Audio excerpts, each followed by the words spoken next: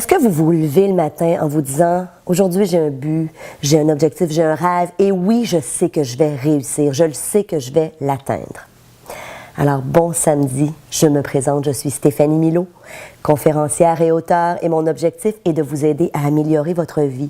Et vous l'aurez peut-être deviné aujourd'hui, je vous parle de la confiance en soi. Est-ce que vous avez confiance en vous, autant dans votre vie personnelle que dans votre vie professionnelle? Et je vous partage aujourd'hui 6 stratégies que j'ai été chercher dans le livre de Marie Hadou, « Avoir confiance en soi ».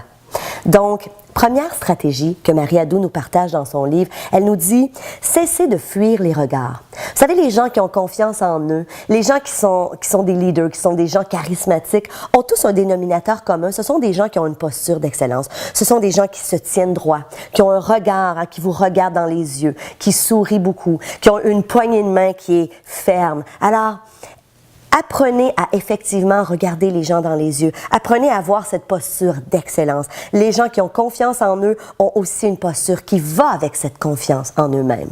Développez cette attitude. Stratégie numéro 2 que je vous propose. Jetez-vous à l'eau. Passez à l'action.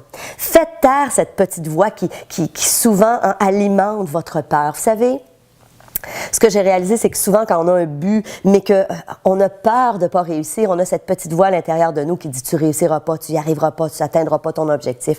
Arrêtez, faites taire cette voix-là et allez-y, go, passez à l'action. Et je vous donne une phrase que j'utilise souvent dans ma vie. Lorsque j'ai ces petites craintes, ces petites appréhensions à propos d'un projet, lorsque je me dis « peut-être que tu n'y arriveras pas », automatiquement, je fais taire cette petite voix-là et je me dis « c'est quoi le pire qui va arriver si tu n'y arrives pas, Stéphanie ?» Est-ce que ça serait si grave que ça? Bien sûr que non. Ça serait pas si grave que ça. Ce sera une expérience. Ça sera une corde de plus à mon arc. Alors, go, allez-y, passez à l'action. Les gens à succès sont des gens qui passent à l'action. Moi, je dis souvent cette phrase-là, l'analyse, là, ça paralyse. Trop analyser, à un moment donné, ça nous empêche de passer à l'action. Alors, vous voulez développer votre confiance? Go, allez-y. Troisième stratégie, utilisez l'autosuggestion. J'en parle souvent.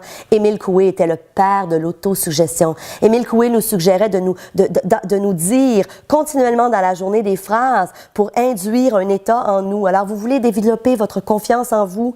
Je vous propose une phrase. J'ai de plus en plus confiance en moi à tous les jours. J'ai de plus confiance en moi de jour en jour. Donc, utilisez une formulation qui vous plaît. Mais utilisez cette programmation-là pour programmer votre subconscient.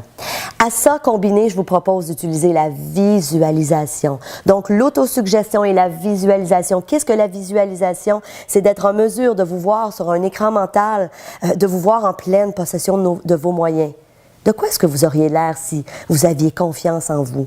Ce serait quoi votre habillement, votre posture? De quelle façon est-ce que vous communiqueriez avec les gens autour de vous? Donc, visualisez-vous, voyez-vous sur un écran mental en pleine confiance et utilisez l'autosuggestion.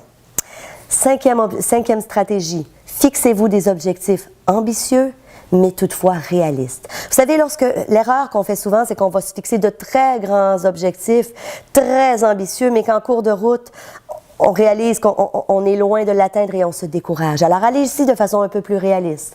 Je discutais avec une amie récemment qui me disait « Je veux perdre 50 livres, Stéphanie. » Et c'est le défi de ma vie depuis les 15 dernières années. Et elle dit, à chaque fois que je décidais de rembarquer dans un régime ou dans un programme pour perdre ce poids-là, elle dit, je voyais ça tellement gros, 50 livres. Elle dit, récemment, j'ai assisté à une conférence où le conférencier disait « Apprenez à morceler votre objectif. » Alors, elle dit, j'ai décidé de me dire « Je vais perdre 10 livres. » Et elle dit, je suis fière, elle dit, je t'annonce aujourd'hui que j'ai perdu mon premier 10 livres. Elle dit, j'ai 20% de mon objectif qui est de perdre, 20% de mon objectif de fait, donc de perdre mon 50 livres. Mais elle dit, c'est beaucoup plus motivant.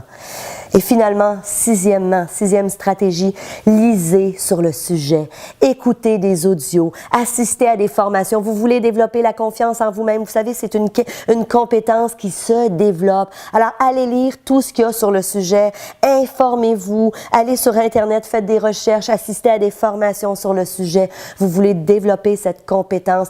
Décidez aujourd'hui que vous allez développer la confiance en vous-même. Alors, j'espère que vous avez apprécié ces 6 stratégies. Si vous avez aimé, si vous pensez que des gens de votre entourage peuvent en bénéficier, s'il vous plaît, transférez mes petites vidéos.